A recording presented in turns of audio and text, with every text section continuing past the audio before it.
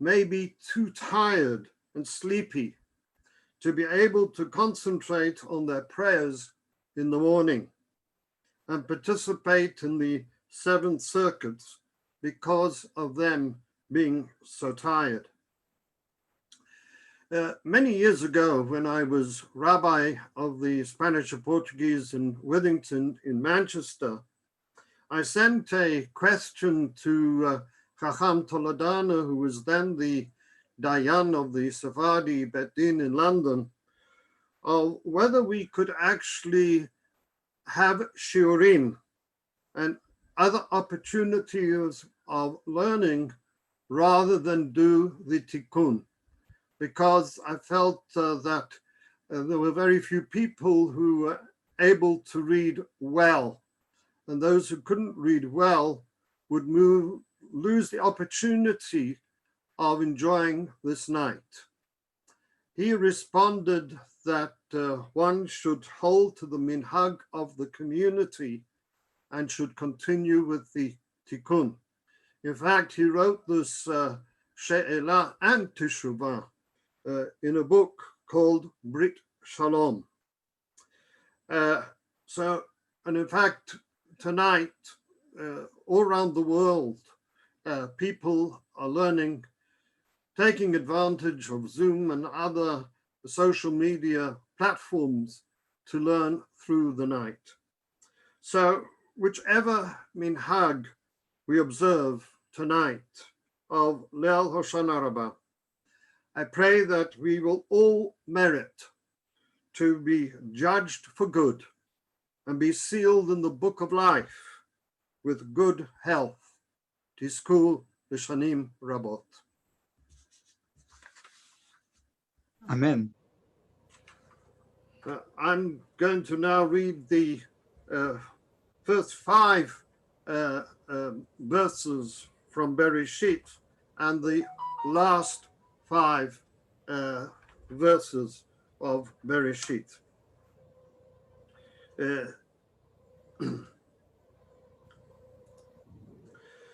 Bereshit bara Elohim et hashamayim ve'et haaretz ve'haaretz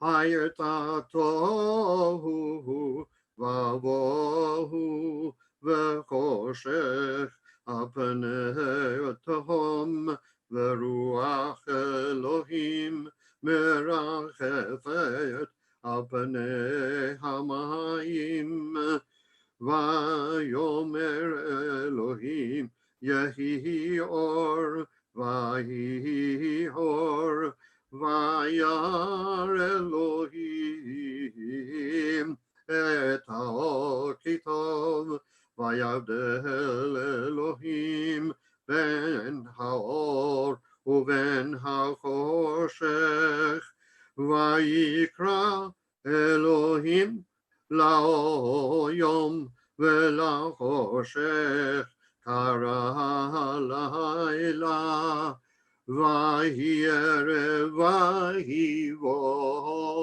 voker yom echad.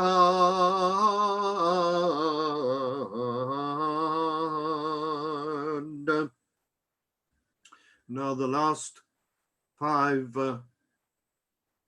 the last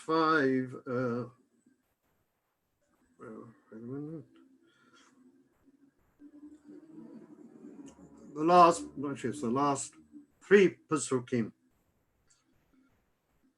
Vayome Yosef lechav anochi himerut ve'Elohim pakod yivkod etchem ve'la etchem min haaretz hazod el haaretz asher nishba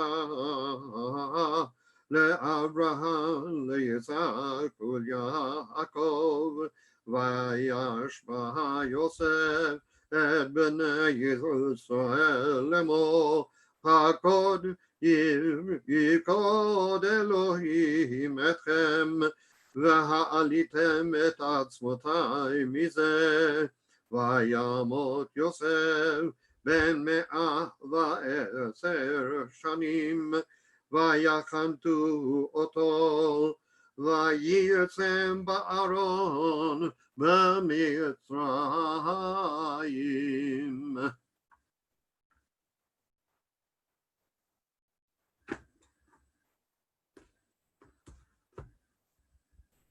Okay, great. I will take the next one, and then it's Eliot's turn, and then we will just take turns from then on.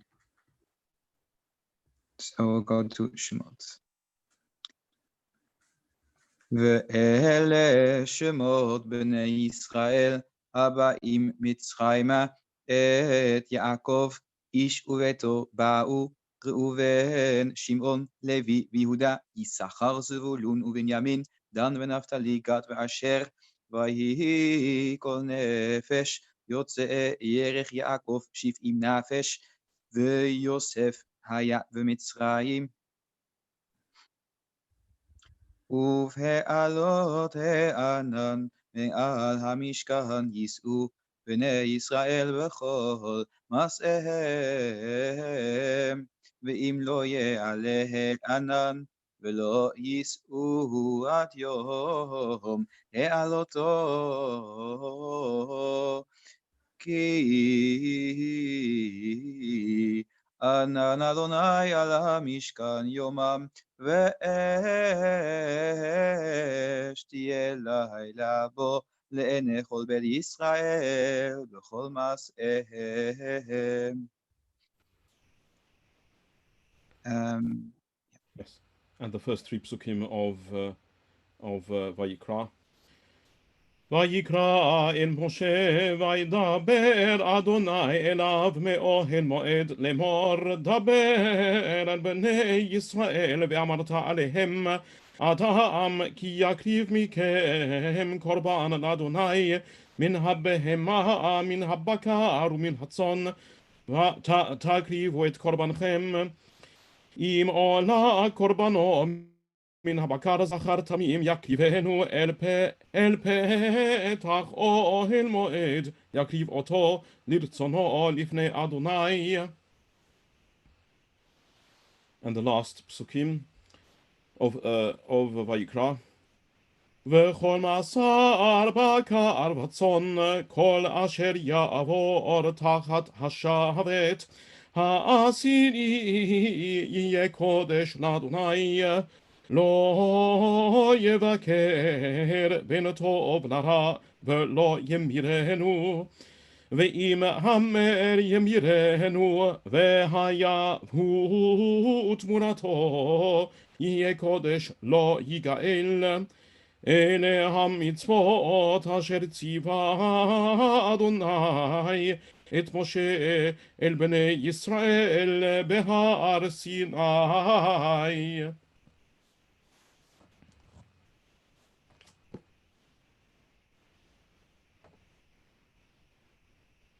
Rabbi Vandenberg, would you take the next one? We'll take turns.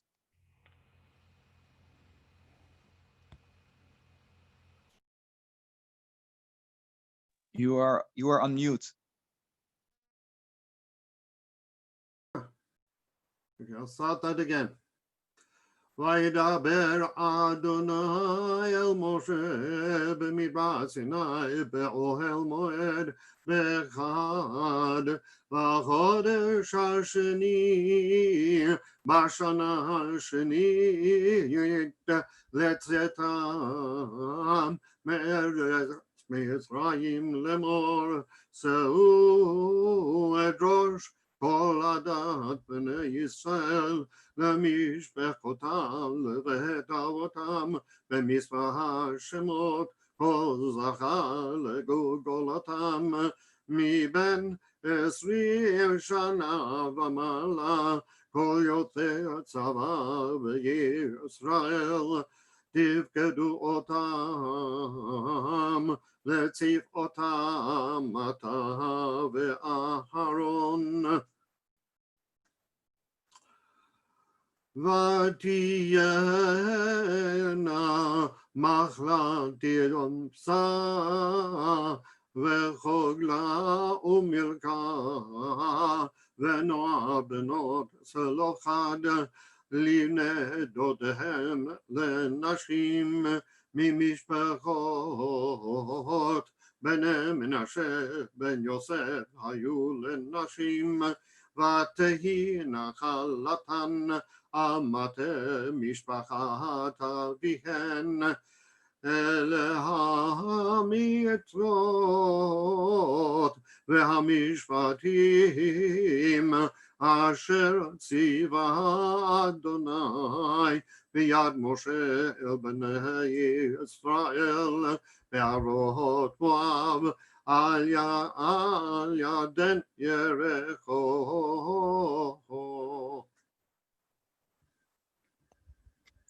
אלה הדברים אשר דיבר משה אל כל ישראל בנבר הירדן במדבר בערבה מול סוף בן פרן ובן תופל ולבן וחצרות ודיזהב 11 יום מחורף דרך הסניר נת קדש ברנע ויהי ב40 שנה בן 12 חודש באחד לחודש דיבר משה אל בני ישראל ככל אשר ציווה אדוני אותו עליהם.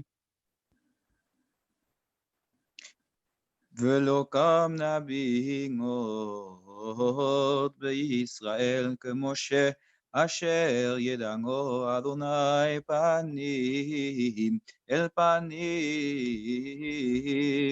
לכל האותות והמופתים אשר שלחו אדוני לעשות בארץ מצרים לפרעה ולכל עבדיו ולכל ארצו ולכל היד החזקה ולכל המורא הגדול אשר נשא משה לעיני כל ישראל.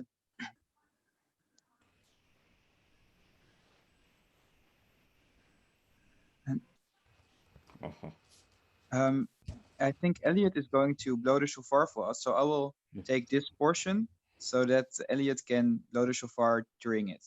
This is Tkiah Shvarim Torah Tkiah, yes? Yeah, yes, that's right. Yeah. Uh-huh.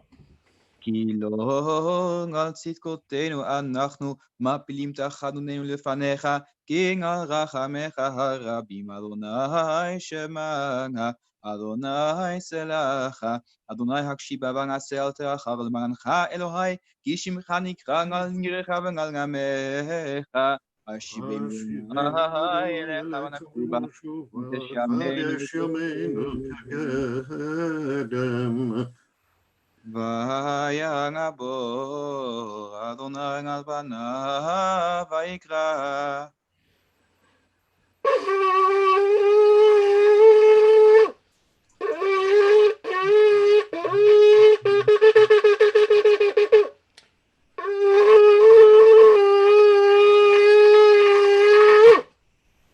Because we are not with the minyan, we can only read the next portion in the Torah tune. Adonai, Adonai, El Rachum v'Chanun, Erech Apayim v'Rab Chesed v'Emet, Noser Chesed l'alafim, Noser Avon v'Afeshang v'Chada v'Nakeh, Todingeni Orach Chaim Suvan Smachut et Panecha Nigimot v'Minecha Netzach. Okay, Eliot, would you like to kick off with Yoshua? Yes, Yoshua from the Nevi'im. ויהי אחרי מות משה עבד אדוני ויאמר אדוני אל יהושע בן נון משרת משה לאמור משה משה עבדי מת ואתה קום עבור את הירדן הזה אתה וכל העם הזה אל הארץ אשר אנוכי נותן להם לבני ישראל כל מקום אשר תדרוך כף רגליכם בוא לכם נתתיו, כאשר דיברתי אל משה.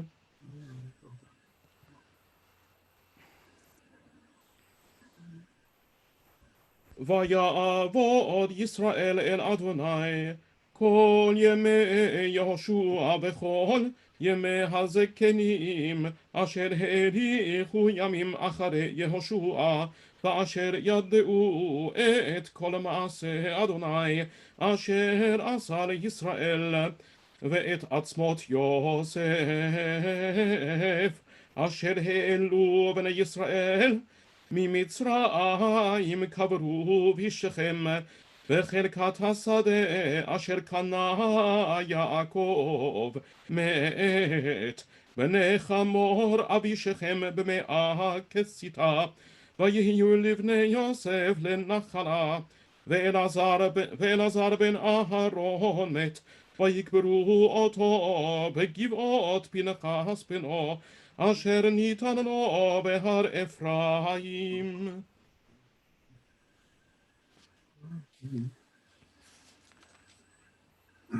Would you like me to read? Yes, please. ויהי אחרי מות יהושע וישאלו בני ישראל באדוני לאמור מי יעלה לנו אל הכנעני ותחילה להילחם בו ויאמר אדוני יהודה יעלה הנה נתתי את הארץ בידו ויאמר יהודה לשמעון אחיו עלה איתי בגורלי ונלחמה בכנעני והלכתי גם אני התערתך בגורלך וילך איתו שמעון.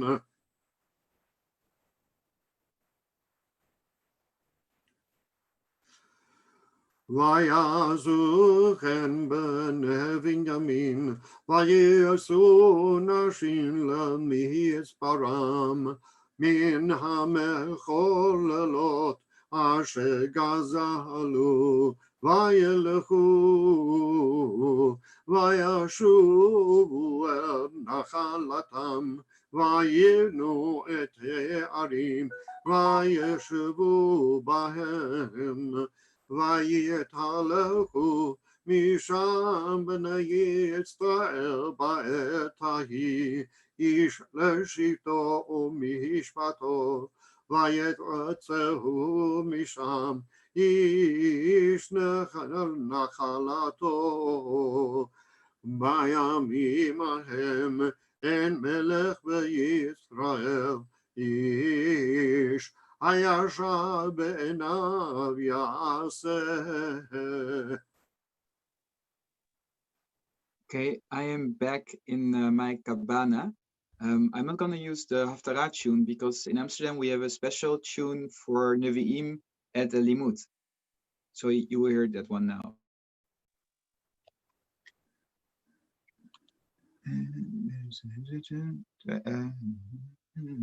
ויהי איש אחד מן הרמתיים צופים מהר אפרים ושמו אלקנה בן ירוחם בן אליהו בן תוכו בן צוף אפרתי ולא שתי נשים שם אחת חנה ושם השנית פנינה ויהי לפנינה ילדים ולחנה אין ילדים וגלה האיש ההוא מנגירו מימים ימימה להשתחוות ולסבוח לאדוני צבאות בשילה ושם שני בני עלי חופני ופנחס כהנים לאדוני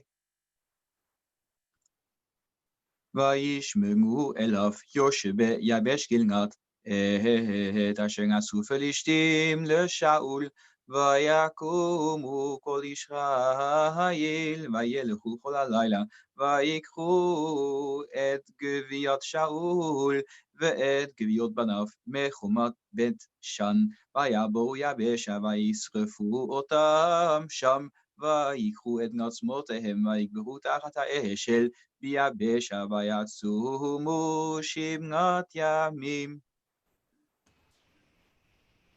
This is the second book of Shmuel. I should say I'm also, like Nachshon, there's London does have a tune for the Nevi'im, a melody for the Nevi'im, when they're done other than in a Haftarah. So this is that tune. Yeah. ויהי אחרי מות שאול ודוד שב מהכות את עמלק וישב דוד בצקלג ימים 2 ויהי ביום השלישי והנה איש בא מן המחנה עם שאול ובגדיו קרועים ואדמה על ראשו ויהי בבואו אל דוד ויפול ארצה וישתחו ויאמר לו דוד מזה תבוא ויאמר אליו ממחנה ישראל נמלטתי.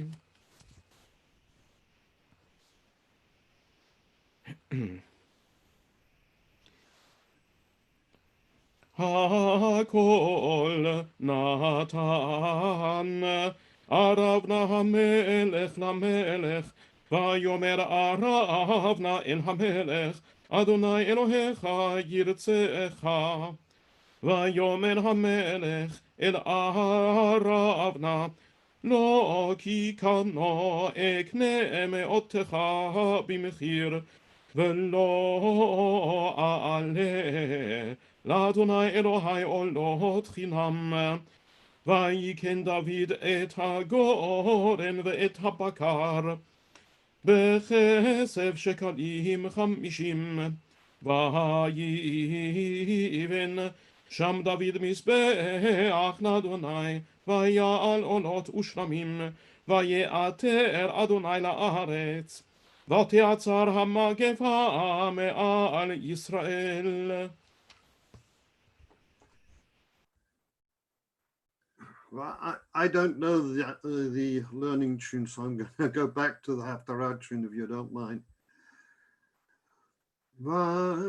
והמלך דוד זקן בא בימים ויחסו בבגדים ולא ייחם לו ויאמרו לא עבדיו יבקשו לאדוני המלך נערה בתולה ועמדה לפני המלך ותהי לו סוכנת ושכבה בחיקך וחם לאדוני המלך ויבקשו נערה יפה בכל גבול ישראל וירצו את אבישג השונמית ויביאו אותה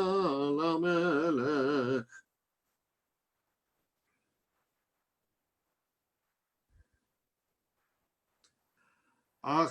אחזיהו בן אחיה אחאב מלך על ישראל בשומרון בשנת 17 להושפט מלך יהודה וימלוך על ישראל 2 ויעש הרע בעיני אדוני וילך בדרך אביו ודרך אמו ודרך ירבעם בן נבט אשר חטא את ישראל ויעבוד את הבעל וישתחווה לו ויחס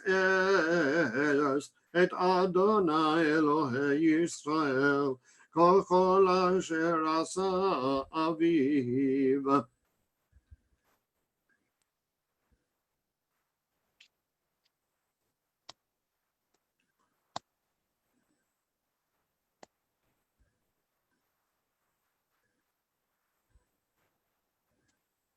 Um, okay. I feel like we did this one before. I'm not sure. Okay, let's do this one. וידבר איתו טובות ויתן את כיסו מעל כיסא המלכים אשר איתו בבבל ושינה את בגדי חלאו ואכל לחם תמיד לפניו כל ימי חייו וארוחתו ארוחת תמיד ניתנה לו מאת המלך דבר יום ביומו כל ימי חייו. I will do the next one as well because something went wrong. I think we missed. I think one. The beginning of Melachim Bet was I think from Melachim Aleph. I'll check it out later. Maybe we can catch up. But I'll do this one for now.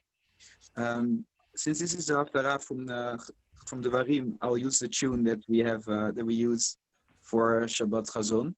By the way, I really enjoyed to hear the tune for the limmud from you, Eliot, and it's also nice to use this not just to immerse in the text on this evening together. This is the biggest Hoshana Raba reading I've been to with the most participants because thanks to all of you online, but also to hear the tunes from the different communities. It's very nice. Chazon Yeshanyahu ben Amotz asher chaza nal Yehuda v'Yerushalayim בימי עוזיהו יותם, אחז יחזקיהו מלכי יהודה. שמעו שמיים והאזיני ארץ, כי אדוני דיבר, בניהם גידלתי ורוממתי, והם פשעו בי. ידם שור קונהו, וחמור אבוס בנעליו. ישראל לא ידע נמי, לא התבונן.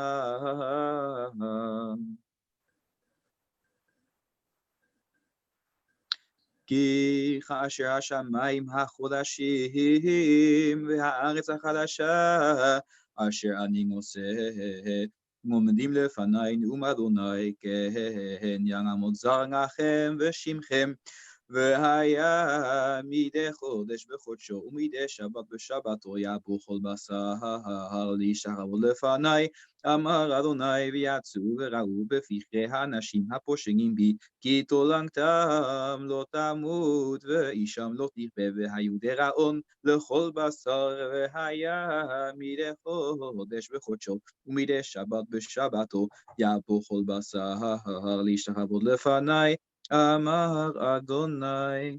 The last sentence, or like the penultimate sentence, has been repeated. This happens in 4 books whenever we read them, and the reason is so that we won't finish a book on a negative note.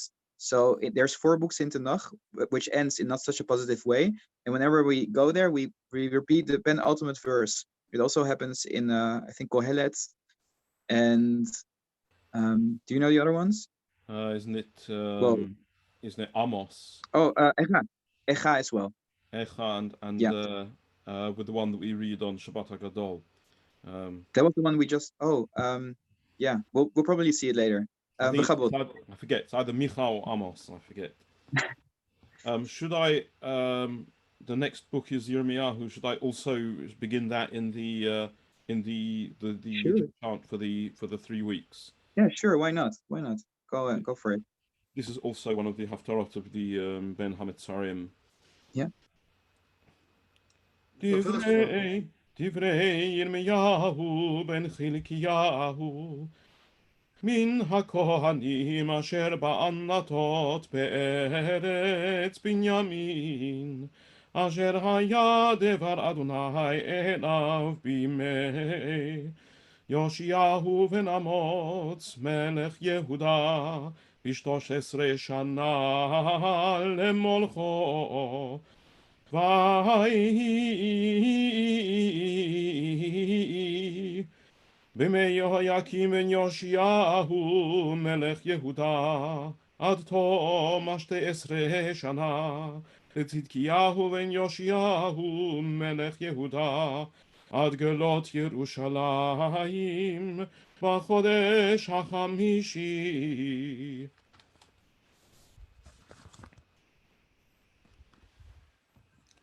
וידבר איתו טובות, וייתן את כיסו ממעל לכיסא המלכים, אשר איתו בבבל.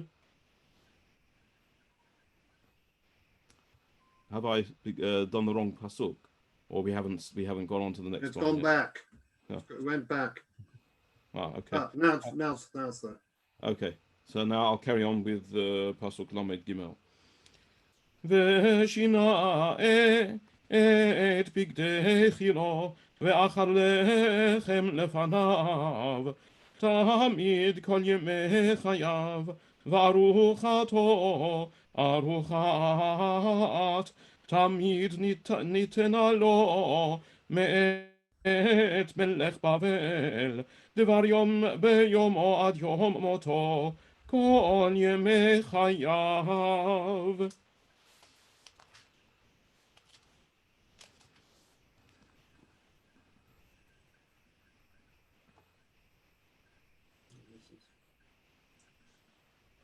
Rabbi Vandenberg.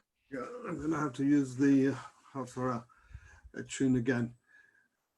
Vahi bishloshim shana barvi b'chamisha lachodesh va'ani betoch hagola ana kevar niftachu hashamayim va'ere marot Elohim בחמישה לחודש היא השנה החמישית לגלות המלך יהויכין, והיה דבר אדוני אל יחזקאל בן בוזי הכהן בארץ כסדים ענה כבר, ותהי עליו שם יד אדוני.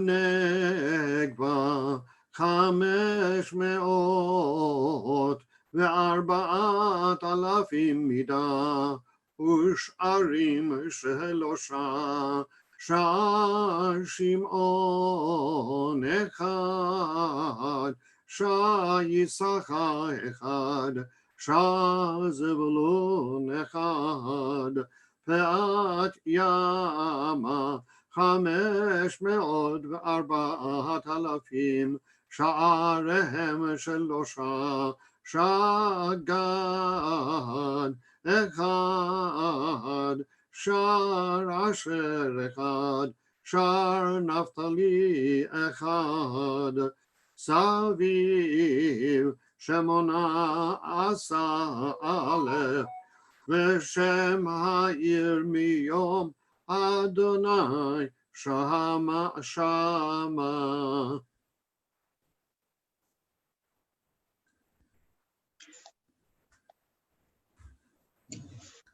דבר אדוני אשר היה אל הושע בן בארי בימי עוזיה יותם אחז יחזקיה מלכי יהודה, ובימי ירבעם בן יואש מלך ישראל. תחילת דיבר אדוני בהושע, ויאמר אדוני אל הושע, לך קח לך אשת זנונים וילדי זנונים, כי זנו פסני הארץ מאחרי אדוני, וילך ויקח את גומר בת דיבליים, ותהר ותלד לו בן.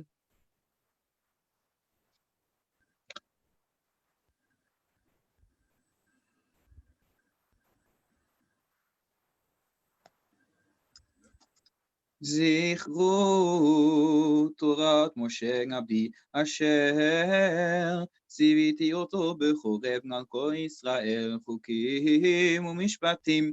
הנה אנוכי שולח לכם את אליה הנביא, לפני בוא יום אדוני הגדול והנורא, והשיב לב אבות נל בנים ולב בנים נל אבותם, בן אבו, והיכיתי את הארץ חרם, הנה אנוכי שולח לכם את אליה הנביא, להפנה בו יום אדוני הגדול והנורא. Well, we found another one. It's Malachi. And that's the one from Shabbat HaGadol, I think, right? It is Shabbat HaGadol, yes. We do the Trei Asar as one complete book, do we? I see. Yeah. Okay, got it. Yeah, because we want to finish before midnight. Yeah, sure. Yeah. Rabbi Vandenberg, would you like to do the next one, the next part of Slichot? I think we finished Nevi'im. Right. כי לא על צדקותינו אנחנו מבלים דחנוננו לפניך, כי ארחמך רבים.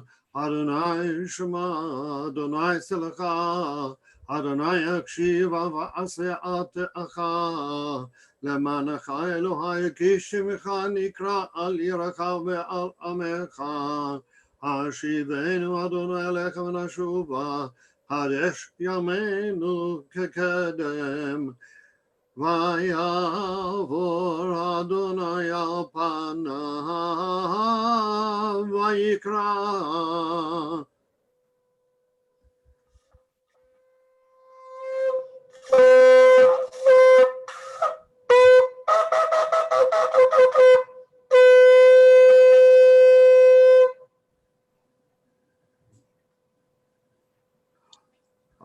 חזק ברוך.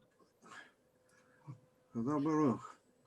אדוני, אדוני אל רחום וחנון, ערך אפיים רב חסד ואמן, נושא חסד אלפים, נושא עוון ופשע וחטאה ונקה, ותודיעני אורח חיים, שובע שמחות את פניך, נמות בנך נצח.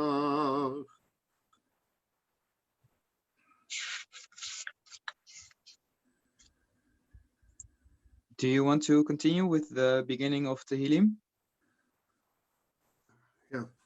אשרי האיש אשר לא הלך בארץ הרשעים, ודרך חטאים לא עמד, ומושל לשים לא ישב, כי אם בתורת אדוני חפצו, ותורתו יהגה יומם ולילה. והיה כאסתו אפגה מים אשר פריו ייתן בעתו, ועליהו לא ייבול, וכל אשר יעשה יצליח.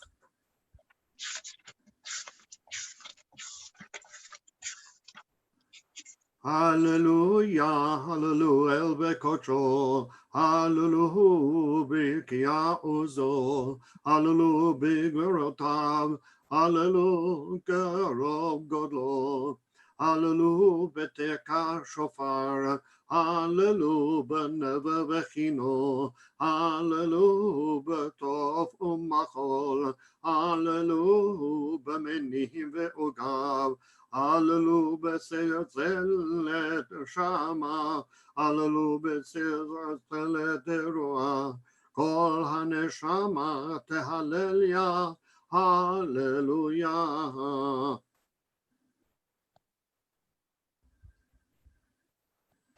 Shall I take this one? Yes, please. So I don't have a tune for this, so I'm simply going to read it. Yeah, that's what we do too. Yeah. משלי שלמה בן דוד מלך ישראל, לדעת חוכמה ומוסר, להבין אמרי בינה, לקחת מוסר השכל, צדק ומשפט ומשרים.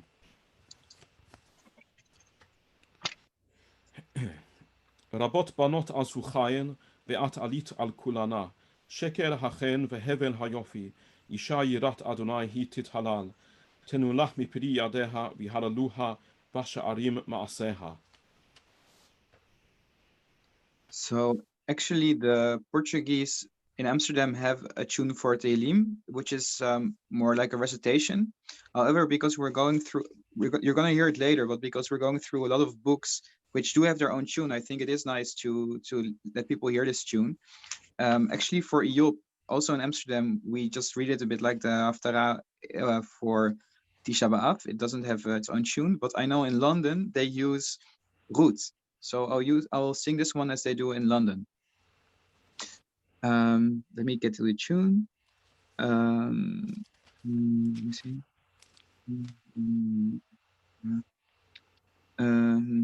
Almost there.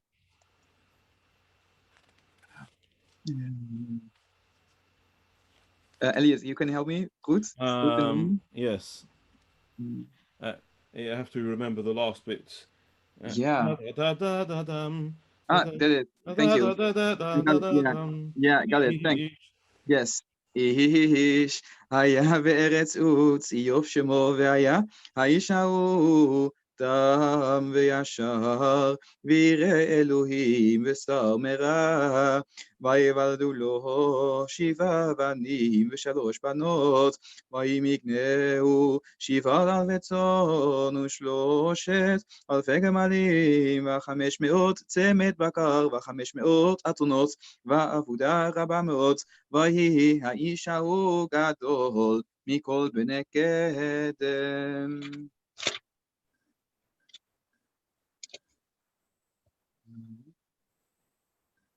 אוקיי, ולא נמצא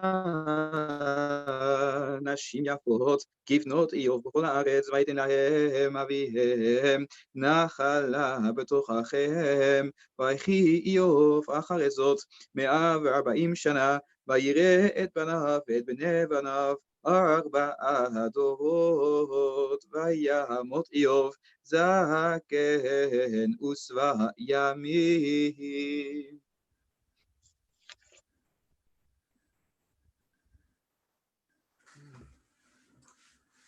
Want me to take this? If you want to, I can also, if you know the tune, I can also do this tune in the Amsterdam way. Then you do it.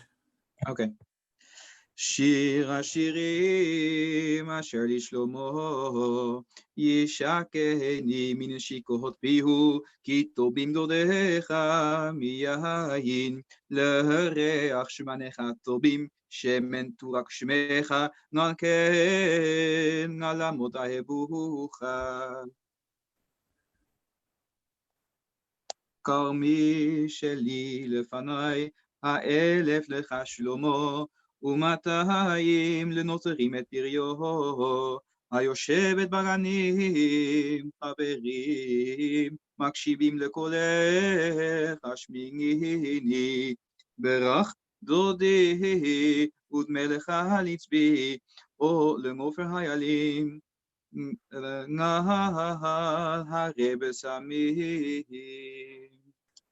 Maybe Eliot wants to take good then.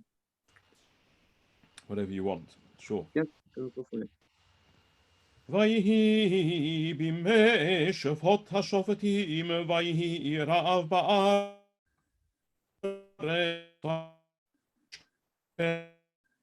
לחם יבא לגור בשדה מואב, ובאשתו ושני בניו, בשם האיש אלימלך, ושם אשתו נעמי, ושם שני בניו מחלון וחיליון אפרתים, מבית לחם יהודה, ויבואו שדה מואב ויהיו שם.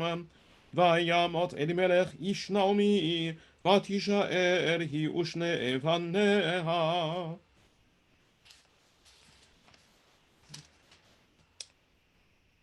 ועמינדב הוליד את נחשון, ונחשון הוליד את סלמה, וסלמון הוליד את בועז, ובועז הוליד את עובד, ועובד הוליד את ישי, וישי הוליד את דוד.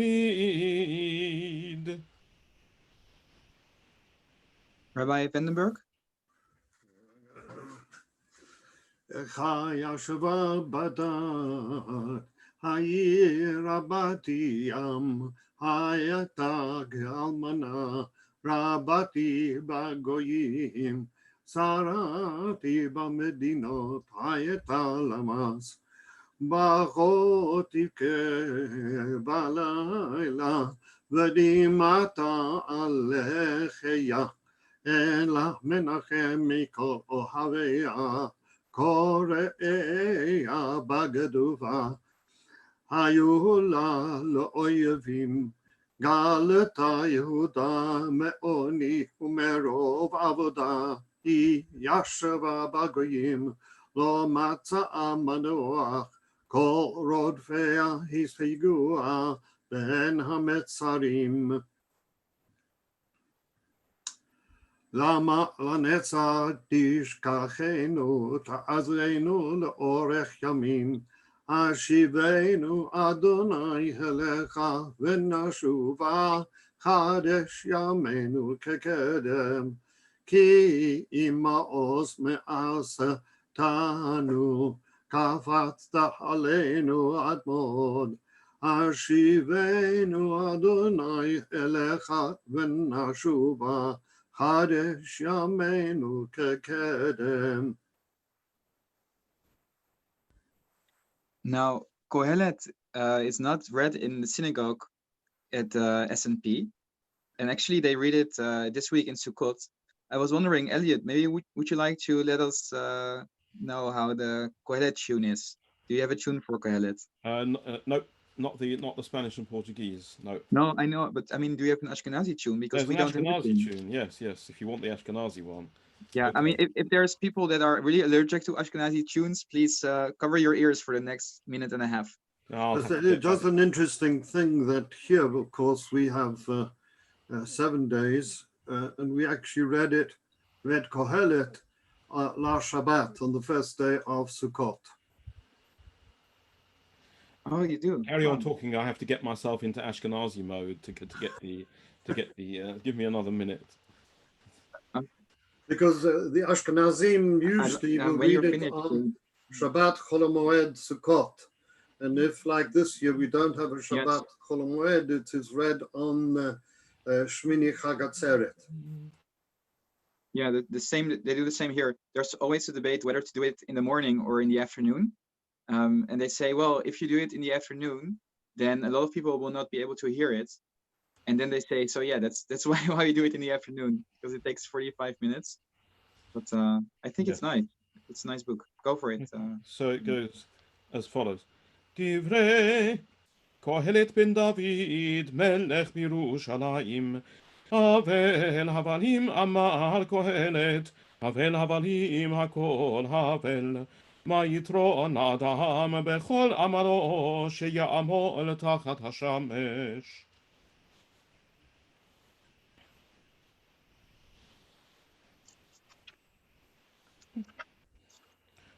ויותר מהם הבני היזהר,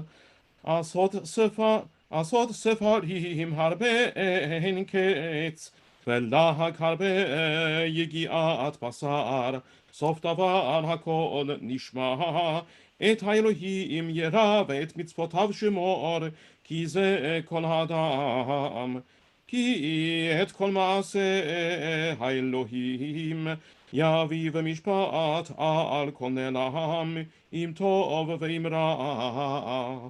סוף דבר הכל נשמע, את האלוהים ירא ואת מצוותיו שמור, כי זה כל האדם. Shkoyach. Very, very nice.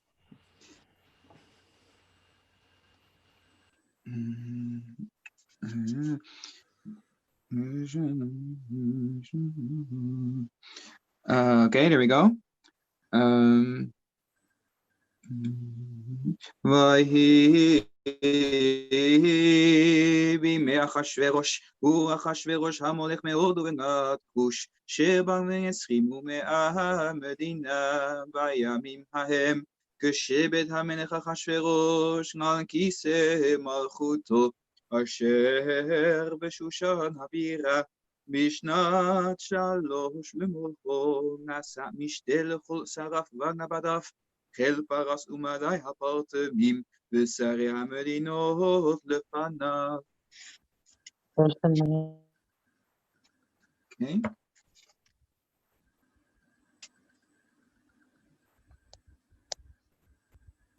וישם המלך אחשורוש מסנא הארץ ויהיה הים וכל מנסה תוקפו וגבורתו ופרשת גדולת מרדכי אשר גידלו המלך הלא הם כתובים על ספר דברי הימים למלכי מדי ופרס כי מרדכי היהודי משנה למלך אחשורוש וחדול היהודים ורצוי לרוב אחיו דורש טוב לגמו ודובר שלום לכל זרמו.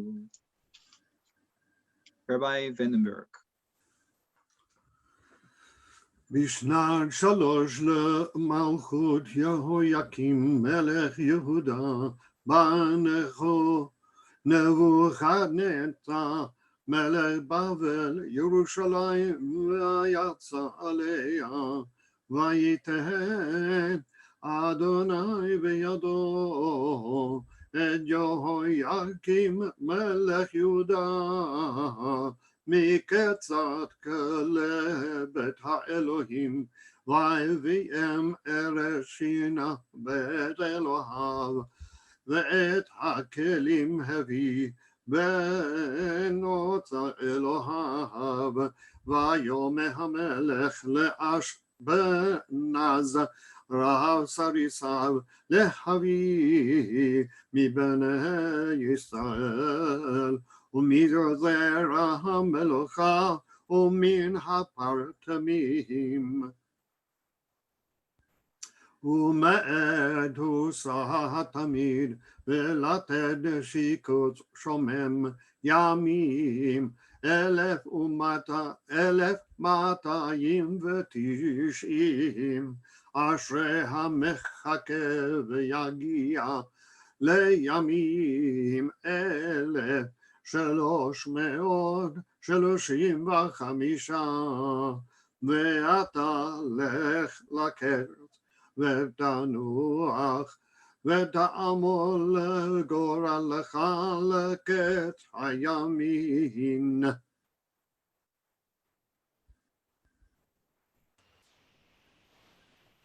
So I'll do this one. Yes. Again, I'm just going to recite this because we don't have a tune for it.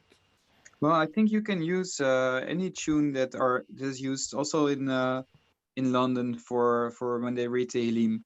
I think there is a tune they do when there is like Tehillim like on Friday night, for example, or the night of Chag, or when, for example, you read Ashrei when you bring back the Sefer. Like I think there are certain tunes as well for Tehillim. So just pick one. Ezra. Okay. Well, I won't use the Tehillim one because the Ta'amim. No, don't think that. You're right. No. It's different. Okay. Well, go for it. You can also do Haftarah, whichever you prefer. I'll do the Haftarah one.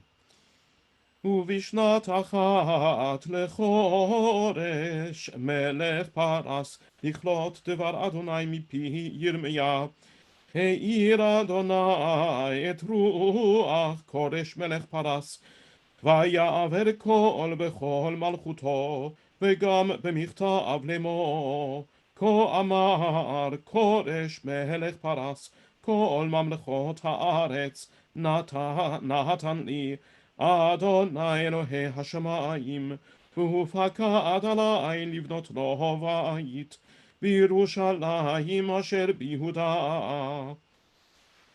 מבכם מכל עמו יהי אלוהיו עמו, ויעל לירושלים אשר ביהודה, ויבן את בית אדוני אלוהי ישראל, הוא האלוהים אשר בירושלים.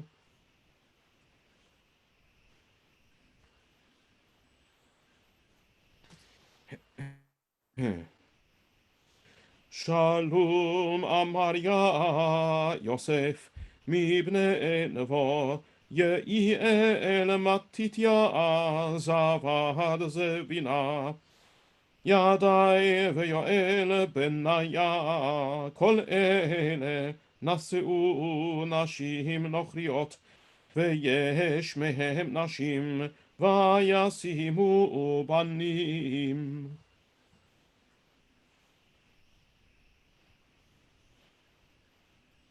Okay, I will do this one, and then the next one will be Elot Ziegler, who just woke up, and he's going to yeah, there he is. He's going to join us for the next part. Okay, I'll well, use our Tehillim tune for Elad this. is going to replace me because it's nearly. I have to get up early, and I'm the furthest east, I think. So, thank you so much for joining us, Rabbi Vandenberg. It was a real pleasure and an honor. I wish you Tiskele Shalom Rabot. I wish you all modim l'simcha. And Gmar Chatima Tova, and thank you so much for participating. My pleasure. Tiskule Shanim Rabot. Amen. Take care. Okay. דברי נחמיה בן חכליה, ויהי בחודש כסלו שנת עשרים, ואני הייתי בשושן הבירה, ויבוא חנני אחד מאחי, הוא ואנשים יהודה, ואשלם על היהודים הפלטה אשר נשארו מן השבי ונגל ירושלים, ויאמרו לי הנשארים אשר נשארו מן השבי שם במדינה, ורנח לולה ובחרפה, וחומת ירושלים מפורצת ושנריה ניצתו באש.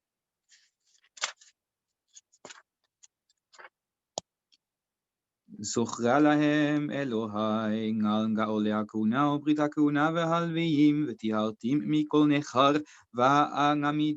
ואעמידה משמרות לכהנים וללוויים איש במלאכתו, ולקורבן הנצים וניתים מזומנות ולביקורים. זוכרה לי אלוהי לטובה. Okay, Elot. I don't know the Tehillim tune. I only know the Haftarah tune. But I'll try. Okay, go for it. I'll just try what you did. אדם שת אנוש כנען מהללל, ירד חנוך מתושלח למך. ויעמוד לשיבה טובה 7 ימים עושר, וכבוד וימלוך שלמה בנו תחתיו. דברי דוד המלך הראשונים והאחרונים, אינם כתובים על דברי שמואל הרועה, ועל דברי נתן הנביא, ועל דברי גת החוזה. עם כל מלכותו וגבורתו, והעיתים אשר עברי עליו וישראל, ועל כל ממלכות הארצות. Elad, since you just joined us and you know the Haftarah tune, why don't you just do the next one as well in the Haftarah tune? So we can also hear you sing our beautiful tune for the Haftarah. Okay, סבבה. ויתחזה, sorry, 1 second, I have to get it in. Yeah, thank you. ויתחזק שלמה בן דוד על מלכותו, ואדוני אלוהיו עמו, ויחדלהו למעלה. ויאמר שלמה לכל ישראל, לשרי אלפים והמאות, ולשופטים ולכל נשיא לכל ישראל, ראשי האבות. וילכו שלמה וכל הקהל עמו לבמה אשר בחיתמון, כי שם היה אוהל מועד האלוהים אשר נשא משה בית אדוני במדבר. למלאות בהר אדוני בפי ירמיהו, רצת הארץ את שבתותיה, כל ימי השמה שבעת למלות 70 שנה, ובשנת אחת לחורש מלך פרס לכלות בהר אדוני בפי ירמיהו, הניר אדוני את רוח כורש מלך פרס, ויאמר קול בכל מלכותו, וחם במכתב לאמור, כה אמר כורש מלך פרס, כל ממלכות הארץ נתן לי אדוני אלוהי השמיים, ופקד נעלי לבנות לו בית בירושלים אשר ביהודה. מי בכם מכל נמו, אדוני אלוהיו, נימו ויענל.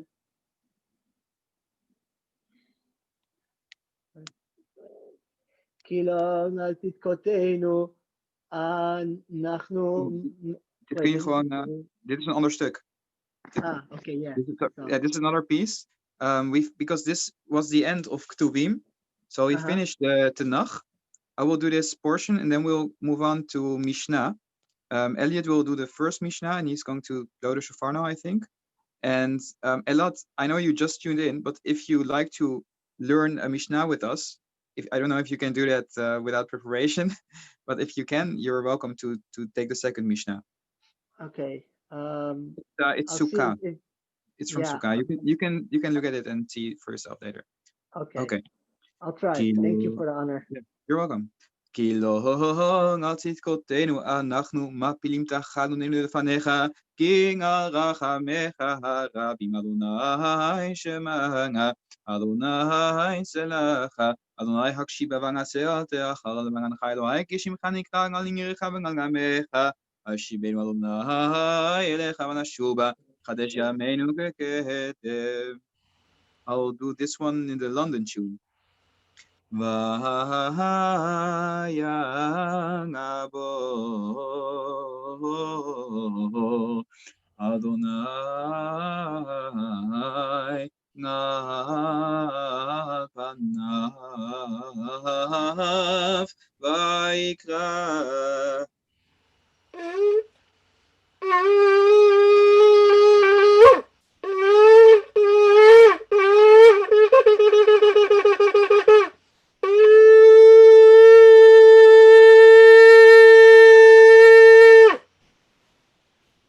Chazak Baruch. And we would like to welcome Rabbi Ira Rhodes from New York. Is that correct? Right. Hi. Hi. It's not yet Hoshana Raba yet. No, I know, but it's extra special that you are joining us despite it not being Hoshana Raba there yet. We've just moved to the Mishnayot. We're going to do 3 Mishnayot. However, we can also do 4. It's no problem. We of course we're going to do the first Mishnah of the book of Mishnah, and also the very last one. In the middle, there's going to be one for Sukkot. But you're free to maybe in the next, like Eliot is starting, maybe you can also pick a Mishnah from Sukkot that you can learn with us, or maybe you want to just say something about Hoshana Raba right after Eliot. Okay, fine. Okay, great. Or you can just share some words about the festival with us, whichever you prefer. Okay. Okay, Eliot, go ahead. So we're looking at the first Mishnah of the Shisha Sidrei Mishnah, the first Mishnah of Perek Aleph of Bרכות, and a very brief introduction. This discusses the obligation to recite the Shema, the verse of the Shema Yisrael, and the 3 paragraphs of the Shema in the evening and in the morning. This particular Mishnah deals with the evening Shema, and it leaps straight in without it assumes already that you understand that there's an obligation to recite the Shema, and it already starts talking about what the particular times are that one has to that there's specific times that you have to adhere to in order to fulfill this mitzvah properly, and that particular requirement is derived later in the chapter, a couple of Mishnayot later, where Beit Hillel derive it from uv'shoch b'cha v'kumecha. The Shema says when you lie down and when you get up, which would seem to imply, and I think Beit Shammai hold this, that you actually literally say the Shema when you lie down and when you get up, but then the previous phrase says uv'lech techa derech, which is when you're going on the way, therefore implying that it can't mean that if you can say it when you're going on the way, it can't also mean that walking along the road. It can't also mean that you're supposed to say it literally when you're lying down and when you're standing up, because those two can't logically coexist. So therefore, Beit Hillel derived that v'shoch b'cha v'kumecha refers not to the actual physical lying down and standing up, but rather to the time of day or of night when the average person, or most people, will lie down to go to sleep, and the average time, the time of day when most of the people will get up and wake up in the morning. So with that in mind, it then tells you, the Mishnah begins by saying what that time criterion is in terms of the evening Shema. When is this time that's specified as being the time when people lie down generally to go to sleep? It says Ma'ematai korin et Shema ba'arvit, excuse me. When from what time can we recite the evening Shema? What is the earliest time to fulfill the obligation of the evening Shema? Misha asher hakohanim nichnasim le'echol bitrumatan.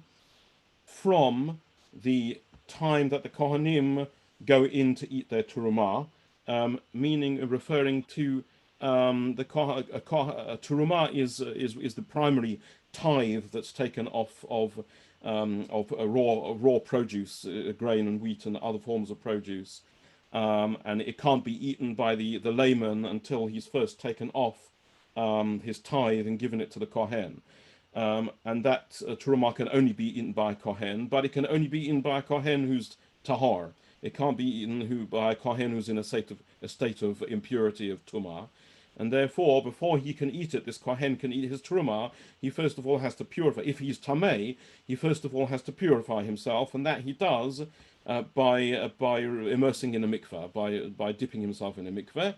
And he does that during the day, and then he has to wait until the end of the day. And when it gets to the evening, the start of the following day, when it's nightfall, then he's tahar, or at least tahar enough to be able to eat the Turumah. The reason that it specifies, rather than simply saying so what comes out of the Nafka Mineh is that we can begin to say the evening Shema from nightfall. Why doesn't it just say from nightfall? Why does it couch it in this terms of from the time that the Kohanim can enter to eat their Turumah? Because it's a different rule. It wants to also teach a sort of, if you like, a side issue that the Kohanim, although they haven't yet brought the special korbanot that they have to bring the following day, so they haven't sort of completely fulfilled and completed their process of purification, nonetheless, they're tahar enough to be able to eat their Turumah. So that's the earliest time to say the evening Shema. And then the Mishnah continues, Ad sofa ashmura harishona, until the end of the first watch, Divrei Rabbi Eliezer. This is what Rabbi Eliezer says. What does it mean, the first watch? The night is divided. The nighttime hours from sunset to the following sunrise are divided up into 3 sets of 4 seasonal hours. In other words, the first third of the night. So the first watch begins 1/3 of the way into the night, as calculated from sunset to sunrise. So Rabbi Eliezer holds that that's your last opportunity to say the Shema. You can say it from nightfall, and you only have until the first third of the night to say it. That's his opinion. The Mishnah carries on. V'chachamim omrim ad chatzot. And the Chachamim, the sages, say, no, you have until midnight, which is halfway through the night. So they hold that it's a longer period to say the Shema. And then we have a third opinion. Rabban Gamliel omer ad sheya'aleh amud hashachar. Rabban Gamliel says, no, you have all the way until dawn. So you have the entire night until the dawn rises. So we have these 3 different opinions. And then the Mishnah then tells us a story which clarifies that actually there may only be 2 opinions, although it looks like there's 3 opinions. It actually boils down to 2 basic opinions. And it says, Ma'aseh sheba'u vanav mi beit hamishter. So referring to Rabban Gamliel, whose opinion we just cited, it said it happened that his sons came back from the Beit HaMishter. They were at a banquet or a party somewhere where they were drinking, Mishter is where they were drinking alcohol, and they came back presumably late at night because they said to their father, Amrullah, they said to him, to their father when they came home, Lo karinu et Shema, we haven't yet said the Shema. So what should we do?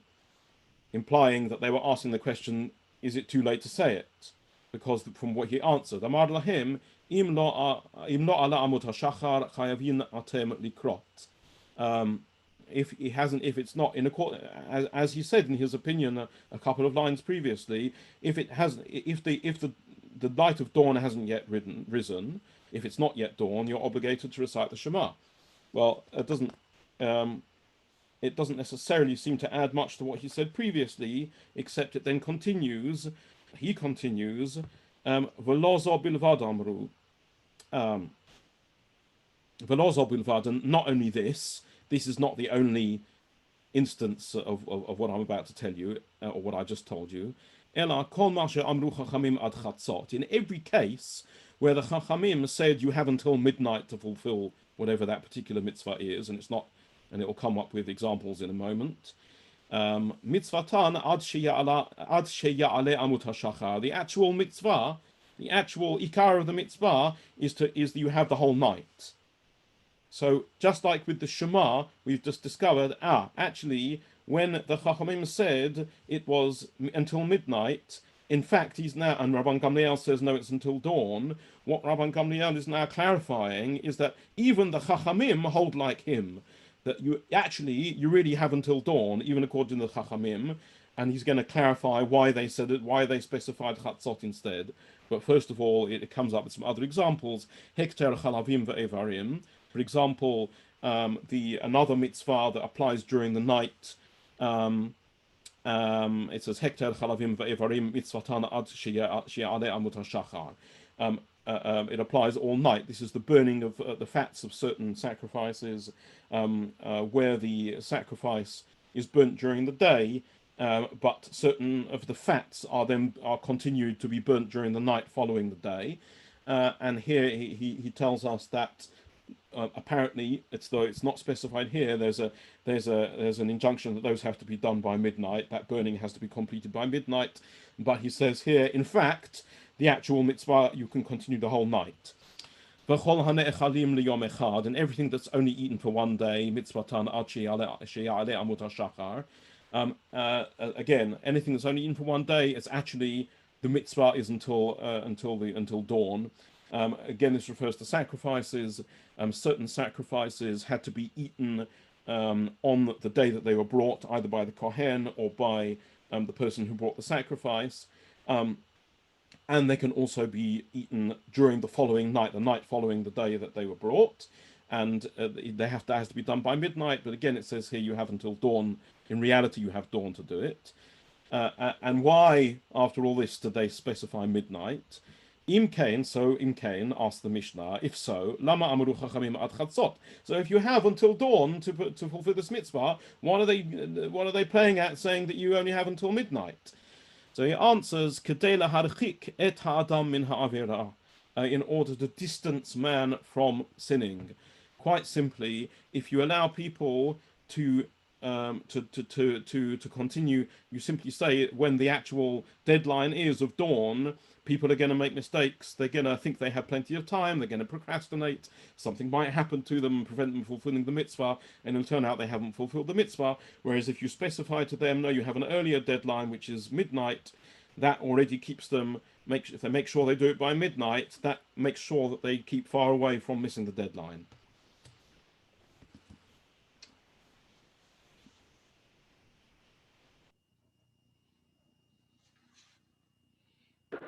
Okay, so I'll try to give a short thing. I haven't prepared this, but I've looked now something up about this business, so I'll try to translate, explain a little bit, and that's it. So mitzvat arava ketzad.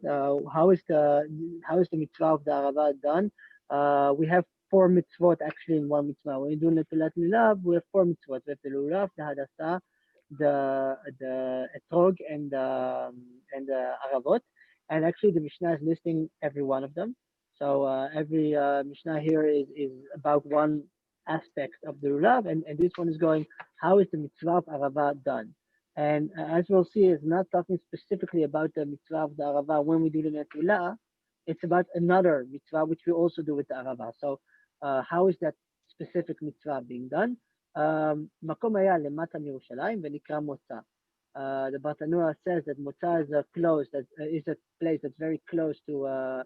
It's not very far from Jerusalem, and that's from that specific place the arava was coming. So they brought all the aravot from that place that's called Motza. One of the pirushim is Harava Mitzuya Sham, and that's why it's called Mutza. And another pirush is that in Laz, which was the non-Jewish language spoken at the time, it means that it has a heter of mas, so they would not pay taxes on this arava.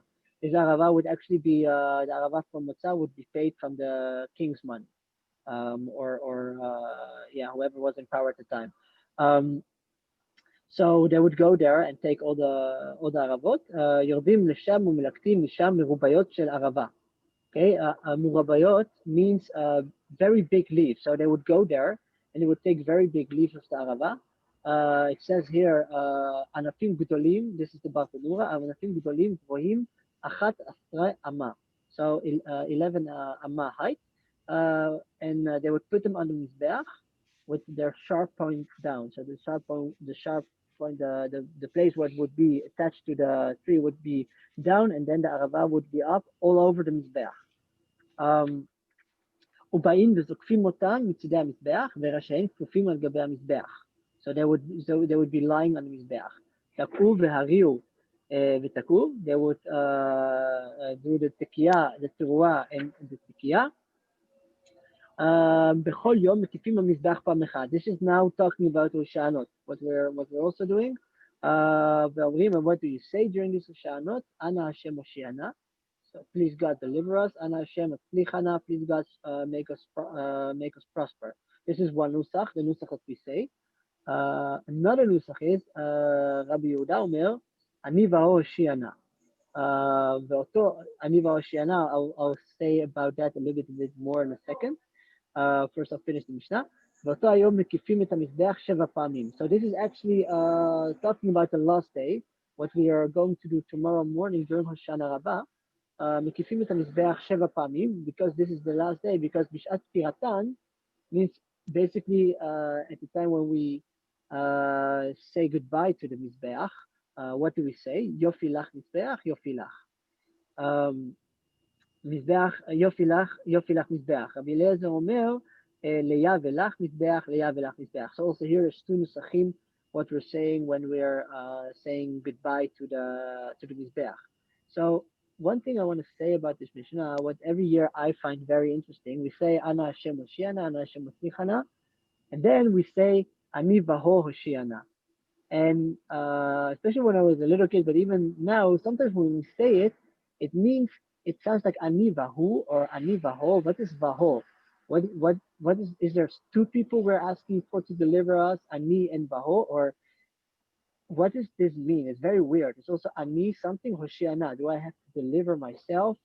For me, this is was always a very interesting way of saying.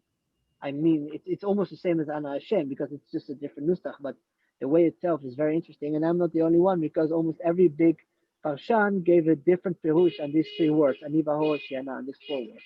So the Bendigamos says Ani Vaho. In Gematria, it means Ana Hashem. That's what the Bendigamos says. The old and another פירוש אחר הם שני שמות שבשם עין בית. So it's 2 שמות that's in the name of God. And another thing he says, מי שאני והוא בצרה, על דרך עמו אנוכי בצרה הושענה. What does he mean by that?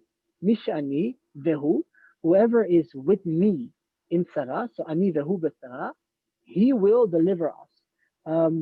What Bendigamos means by this is that when Am Yisrael is in tzarot, when Am Yisrael is in the galut, when Am Yisrael is in hard times, God is there with Am Yisrael. So ani vaho means me, it's Am Yisrael. Vaho is the Kadosh Baruch Hu. Basically, we're asking God to help us and Him, because when we are suffering, because He loves us and everything He gives us, He is suffering as well. God, the Kadosh Baruch Hu, doesn't want to see His nation, His children in tzara. He doesn't want to see His children in the galut. So we're asking Him to deliver us, and by delivering us, He will also deliver Himself. One more thing I found is the second. Okay, so another thing, and this is from the Rambam. This is the last pirush I would say on Ani Vaho. Ani is also talking about the about God, because we say Va'ani betoch hagola, which means that Ani, when we see it a lot of times in Tehillim or in the Torah, it talks about HaKadosh Baruch Hu. So Ani is actually another word for HaKadosh Baruch Hu, and Vaho, Vehu Asur Ba'azikim. So this means also double. First of all, the Ani is the Kadosh Baruch Hu, who is actually the one that is delivering. And the second Vaho is the Ani, Vehu Asur Ba'azikim, which means that if Bnei Israel is it's similar to the previous one we said, when Bnei Israel is ba'azikim, gam vahu ba'azikim. Also, Kadosh Baruch Hu is in tzara. So we're asking Kadosh Baruch Hu to help himself, because the first ani is the Kadosh Baruch Hu, and the second ani is him who is in trouble because Bnei Israel is in trouble. Both of these pirushim, the one from Bartanura and the one from Rambam, basically say the same thing. When it's good with Am Yisrael, it's good for the Kadosh Baruch Hu, and when it's bad from Israel, it's bad for Kadosh Baruch Hu. And I think that having celebrated Sukkot in Israel, and it's not easy here, and of course also in Holland, it's not easy, but it's very hard thing to see Jerusalem during the Chagim, where it's supposed to be the most busy time of the years. Literally thousands of people walking in every corner of Jerusalem. This year it's just silent. The streets are silent, everything is silent, and I think that this is also a type of tzara which the whole world is in, but also Am Yisrael is now, especially during Sukkot. So I think that this year when we say Ani Vahu Hosha'ana, we can really mean that deliver us, and by delivering us, deliver yourself as well. So that's that. Chazak Baruch Ela. That's incredible for someone who didn't prepare anything. That's amazing, Elad. Chazak Baruch. You're welcome. Thank you. Rabbi Road, floor is yours. Okay. You want me to read a Mishnah or just anything? Yeah, you're welcome to do the last Mishnah or to say other words. We have the last Mishnah is now on screen, but you can also share some other words with us about this day. Yeah, I would really appreciate, since we have had questions, if you would give a little bit of explanation or expansion possibly on the whole custom itself. Yeah, okay. I did write something to you guys before, so I can just read that. Perfect.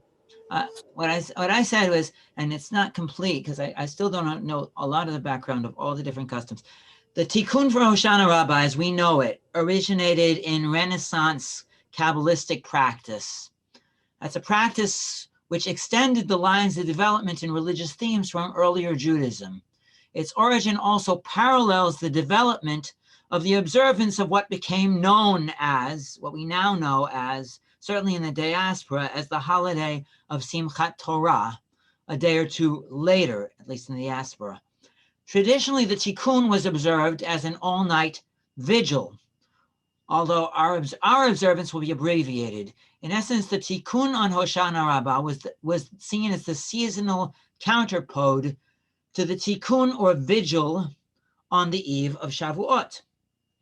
Of course, some individuals had the tradition of observing a vigil and spending the night in prayer in the synagogue on the eve of the Day of Atonement also.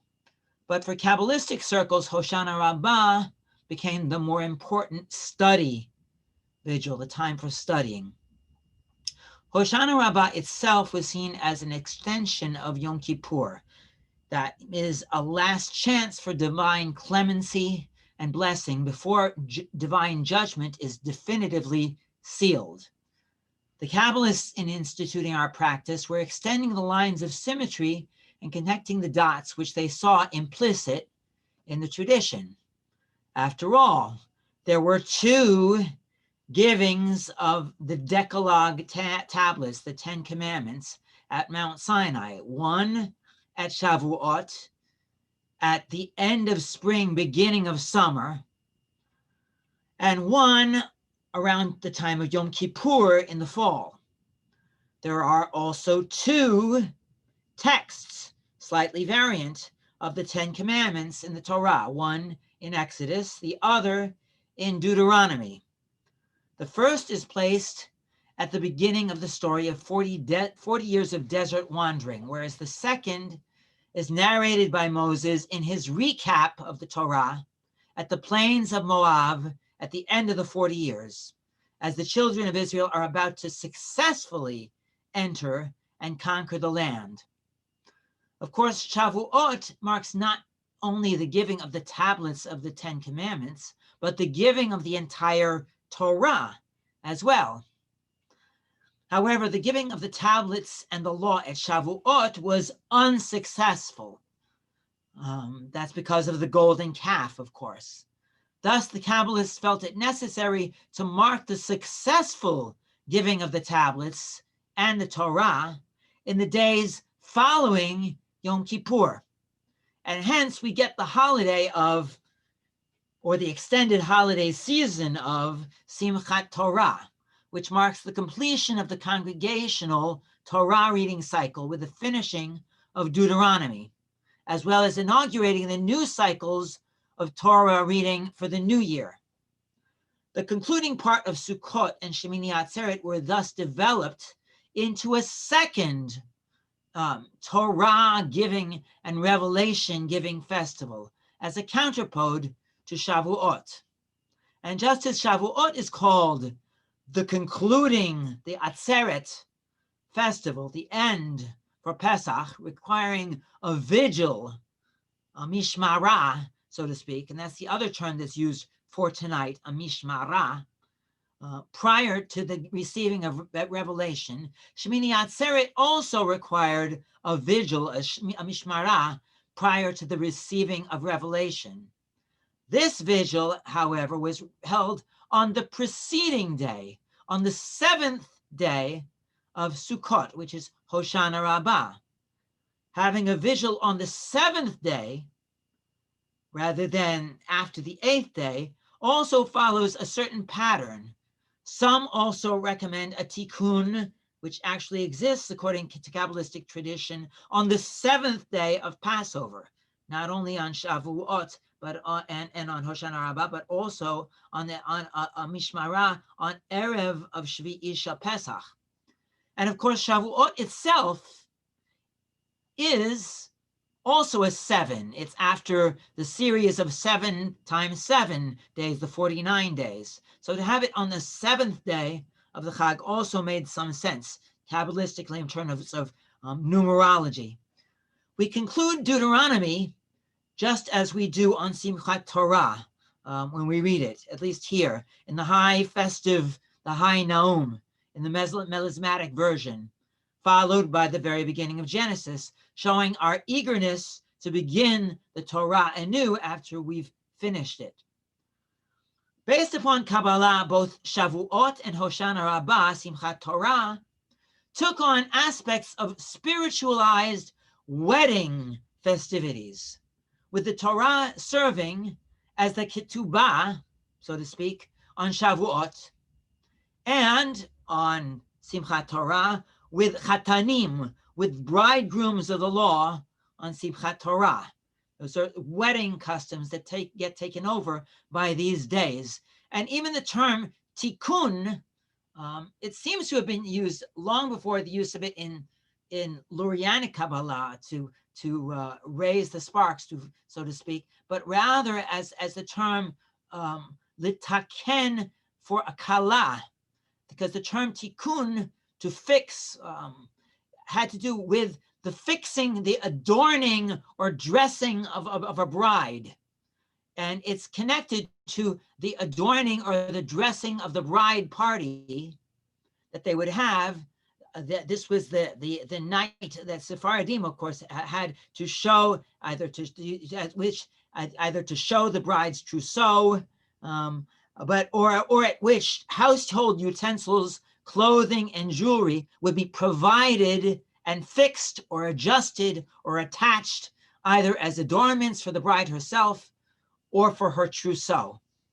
And that's really, from what I understand, where the term tikkun comes for these nights.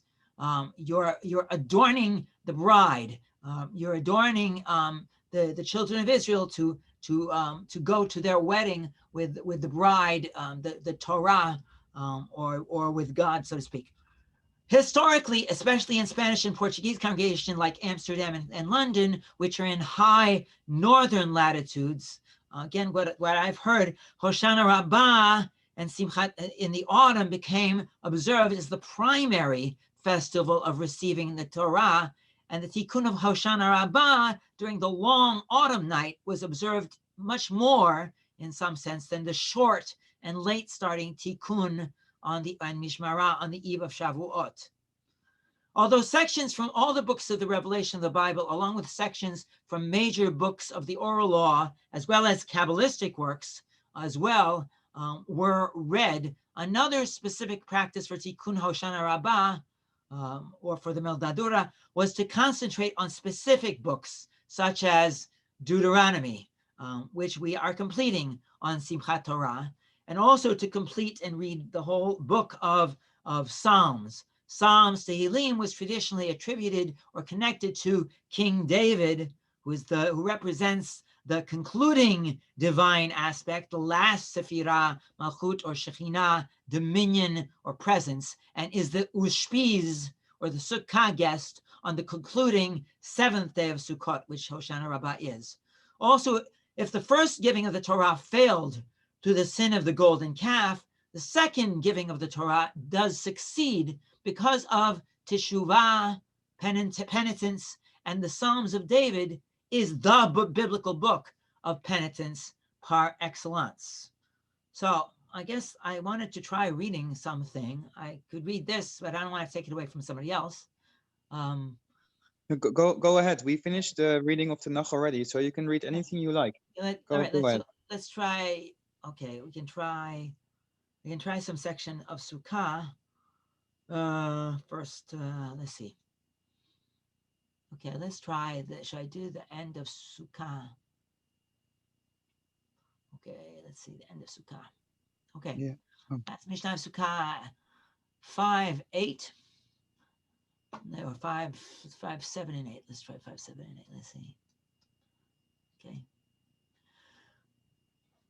בשלושה פרקים בשנה היו כל משמרות שוות במורי הרגלים וחילוק לחם הפנים בעצרת אומרים לו הלך מצה הלך חמץ משמר שזמנו קבוע ומקריב תמידים נדרים ונדבות ושאר קורבנות ציבור ומקריב את הכל יום טוב הסמוך לשבת בין מלפניך בין מלאחריה היו כל המשמרות שוות וחילוק לחם הפנים. Let's see the next one. חל להיות יום אחד להפסיק בינתיים משמר שזמנו קבוע היה נוטל 10 חלות והמתעכב נוטל 2 ובשאר ימות השנה הנכנס נוטל 6 ויוצא נוטל 6. רבי יהודה אומר הנכנס נוטל 7 ויוצא נוטל 5 והנכנסים חולקים בצפון ויוצאים בדרום.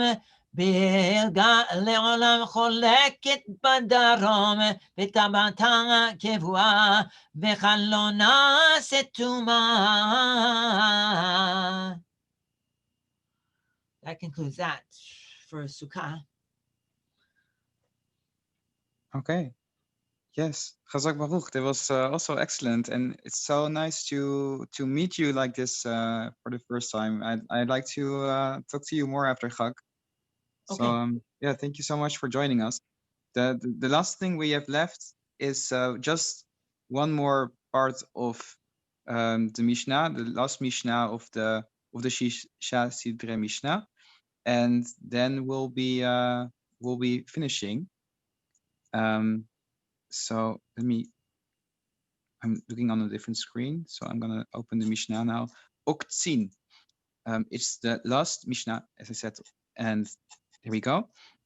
אמר רבי יהושע בן לוי, נתית הקדוש ברוך הוא להנחיל לכל צדיק וצדיק 310 עולמות, שנאמר להנחיל אוהבי יש ואוצרותיהם. אמר אמר רבי שמעון בן חלפתא, לא מצא הקדוש ברוך הוא כלי מחזיק ברכה לישראל, אלא השלום, שנאמר, אדוני גוזר עמו ייתן, אדוני יברך את עמו בשלום. Just to conclude, because I see people are slowly starting to leave, and we said we expected to have like an hour and a half or something, so, and we have to finish before midnight in Israel. Rabbi Yoshua ben Levi said that in the world to come, that HaKadosh Baruch Hu will make all the tzaddikim inherit 310 worlds. That's a difficult word for me in Holland. Worlds, 310 worlds. And how do we know that? Because it was written, Ohavai Yesh, that I may cause the people who love me to inherit Yesh, also to him Amaleh, and that I will fill their treasuries. Yesh, the numerical value of Yesh is 310, and that's why we know it's 310 worlds. However, what it means, according to, I think it was Bartanura who said that what we get, our rewards, is 310 times as big as the reward that we get in this world. And Rabbi Shimon ben Chalafta said that HaKadosh Baruch Hu didn't find any other, he didn't find no vessel safe except for peace to contain blessing for us. So the biggest blessing that God can give us is in the form of peace, as is written, Hashem oz la'amo yiten, Hashem yivarech et amo shalom. God will give strength to his people, and he will bless the people with peace. And why is this the end of the Mishnah? It says all the tzaddikim will have a tremendous reward, and the biggest reward that we can receive maybe is peace. Peace in all kinds. I mean, peace is peace between people, peace of mind, peace within yourself, peace in your family. It is a big blessing. And why is it written here? Because it's the end of the book. Mishnah וקצין, by the way, is about which parts of plants, stems of plants can become ritually impure. But it's not just the end of Mishnah וקצין, but it's the end of all the Mishnayot. So it tells us, if you follow the Mishnah and if you follow the Torah, this is a Torah Sheba'al Peh, then everyone will have this huge merit. So this merit speaks about everyone who follows the whole of Mishnah, to stimulate people to keep everything that's written in it. And of course, there's also a connection with Shema. The people that are explaining this, they say that also when you're saying Shema, it also creates some sort of peace, which connects the beginning of the Mishnah with the end of the Mishnah. And of course, also as we finish the Torah reading on Simchat Torah, we also start anew again. And the same is true for the Mishnah, because now when we end the Mishnah, of course, the next thing we're going to do, especially in Israel right now, and also probably in Holland, is going to be reading the evening Shema. You're still in time. You can do it until Chatzot, we just learned, or even later, but better not. And so, yeah, this finishes the Mishnah. Now what happens usually afterwards is that we sing the Kaddish communally in the tune of Rosh Hashanah. But since we don't have a proper minyan, we're going to read something else on that tune. You can all join. But what I wanted to say here is that this peace, this beautiful blessing, peace of mind, peace of everything, peace in your family, this is something that I wish all of us who have been having a difficult year. I mean, the Jewish year has only been a few weeks old, but I mean, if I hear from Eliot, what's it like in Jerusalem, it's gonna be maybe another bumpy year. And I wish all of us a lot of peace, and that we may merit a tremendous zechut and the 310 worlds, that we may all enjoy peace very soon. And I wish all of us a very good Chag. And of course, everyone who joined in this beautiful minhag, I want to thank all of you. I'm really happy that also this way we were able to have such a thing, to uphold this beautiful minhag. So thank you all so much for joining this and doing this together. And let's, I mean, everyone who would like to join us, we can sing this next thing. Yeah, you can open up your own microphones. Everybody should have access to open their microphones now. Yeah. So I see just for people everyone who doesn't recognize this, this is the the text from the 7th Hakafa, the seventh round of the Hoshanot on Hoshana Raba. So we will sing it tomorrow in synagogue, and the tune is the same as from the Rosh Hashanah Yidei Rashim, exactly. Okay. זכור סגן אשר ניגן נעלה עשור וגם נבל בשירותיו ותמירותיו יהודו לך ולב לך נמשך ונקח תחזור לך עול וגם סבל בדנך כובעה לך וגם חבל תושיעה להרגיעה תגלה ממרומך זוכרנו אדוני ברצון אמן. Yeah, it's nice to finish in song. Well, I'm gonna end my turn here. If anyone else wants to say something, go ahead. Drora, thank you so much for hosting this and for all your work and for making this happen. No, thank you for your initiative, Cantor, because it's really, and thank you for all the participants, even, well, Rabbi Vandenberg who left, but Elad and Rabbi Rode and Cantor Alderman, thank you really for helping pull it together. It was a great experience for me, and I see there's a chat here. Feel free, like I said, your microphones should be open. So, well, you can say thank you anywhere, but in general, you do have zchut hadibur, you say in Hebrew, or you have the right to speak. So you can open it up, and we look forward to seeing you in further programs. And I'm going to put them up here. Great. Thank you all very much. And Gmar Chatima Tova, Shabbat Shalom, Chag Sameach, etc., etc. Thank you very much, Rabbi. Nice to hear you. Hazak Baruch. Hazak Baruch. Thank you. Thank you all. Chag Sameach. Chag Sameach. Thank you. Chag Sameach. To all of you. We're having our own little tikkun from Shearith Israel around 9 o'clock tonight, and the rabbi is doing his speech. Rabbi Soloveitchik is speaking from Shearith Israel from at about 8 o'clock for our Mishmarah here. So just for Eastern time. Make sure it's Eastern time, because that's Eastern time, yeah. Europe, yeah. Eastern time, I suppose, yes. I'm telling you, Eastern New York time. It's gonna be 2 a.m. for me. You're It's right. gonna be 2 a.m. Yes, for me. I don't know. I did wonder how much did they actually stay up for these kinds of things? How long have they just been doing this abbreviated version in Amsterdam? I think they've been doing the abbreviated version for a long time. But I know that right now, like tonight at 2 a.m., I know there's a more Hasidic synagogue in Amsterdam that's going to stay up all night.